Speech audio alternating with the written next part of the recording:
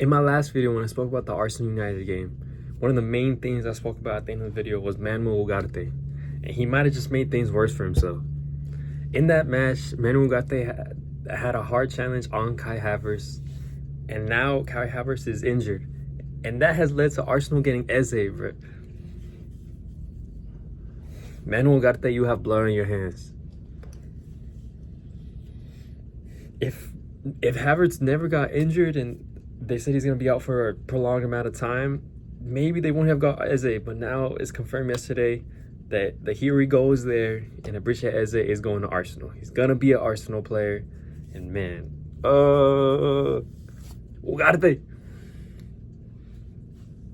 I'm going to buy every Ugarte jersey just to throw it in the bin, because of what did you do? So the whole Eze thing was, I mean, honestly, he wasn't supposed to go to Arsenal. Last 2 weeks, week or so, it looked like Eze was gonna go to Spurs. The personal terms were agreed. They were figuring out a deal. I know they had sent bids to Crystal Palace. They were just waiting on the response from Crystal Palace. It's kind of like the deal almost stalled in the way, because it was like, okay, Eze's gonna go to Spurs. You know, they lost Madison. Eze's a better replacement, a better player than Madison currently. So yeah, it makes sense. But the deal never really gained that much traction. You know, it was there, but then yesterday and the day before, Arsenal came to the equation. Havertz picked up an injury because of Ugarte. Fucking idiot, bro. Which made him go and pull the trigger on Eze.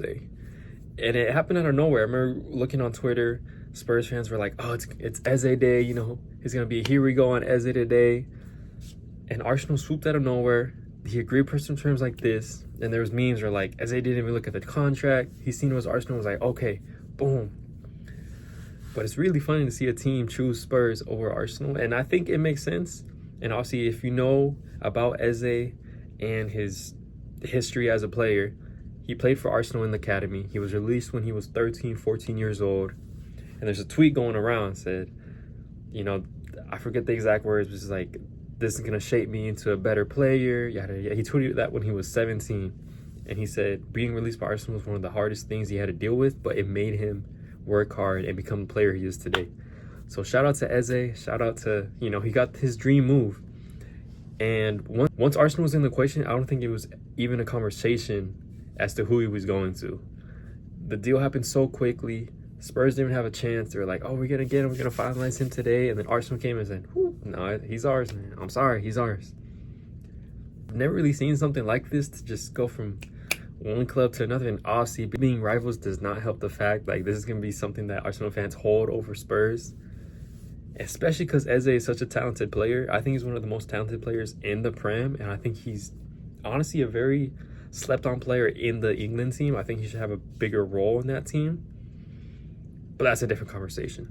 Eze as a player, though, he's amazing. He's fantastic. He's one of the main reasons why Crystal Palace has been so competitive in the last handful of years. And I think people, with the idea of him going to Spurs, they're like, oh, he's going to Spurs. Like, he's going to be a good player. The team's not that good. It's good, but he's going to be it's a good purchase for them.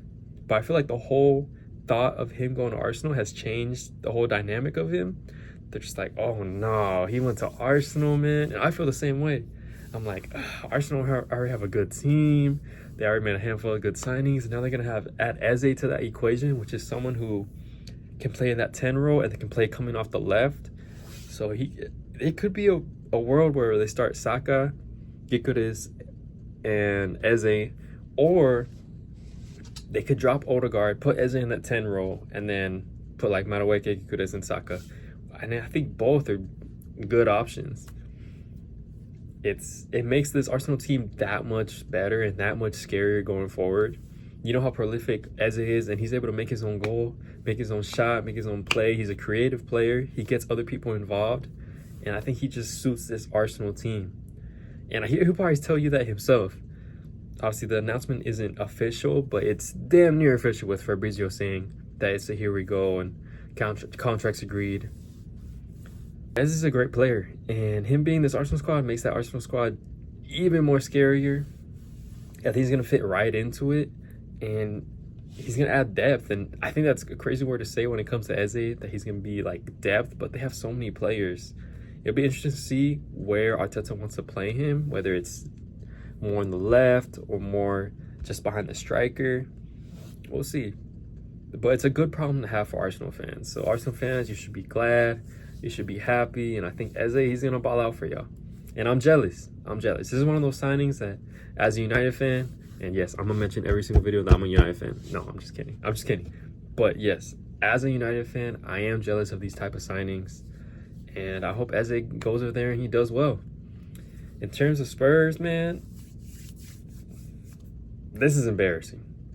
The fact that you let this deal slip under you and let Arsenal beat you just like that, nah, man. Nah, that's embarrassing. That's embarrassing. If I was an Arsenal fan, I would hold this over Spurs fans for a while. What happens with Spurs now? Because he was going to be one of the marquee signings for the summer. And I don't know if they're going to go in and try to get someone else. Well, I know they're trying to get Savinho from City. So maybe they might try to get that deal over the line now because they're losing out on Eze. It'll be interesting to see, but I had to give you my thoughts. And to wrap up this video, man, I'm jealous of Eze. Well, not of Eze. I'm jealous of Arsenal for getting Eze. I think he's super talented. I think he's going to shine. And he's going to prove to people in the Premier League how good he really is. And I don't know. I predicted Liverpool to win the league. And I don't know if Eze is enough for Arsenal to beat Liverpool to the league in my eyes. But he's going to make that team so much better. And I'm happy for him. Happy he's able to come back to Arsenal after being dropped from the academy and prove to them and prove to everybody what makes him so special as a player. This is going to wrap it up for this video. Quick little video. I just had to talk about it real quick. More videos coming soon. Make sure you like, comment, subscribe. And I'll see you in the next video. Peace.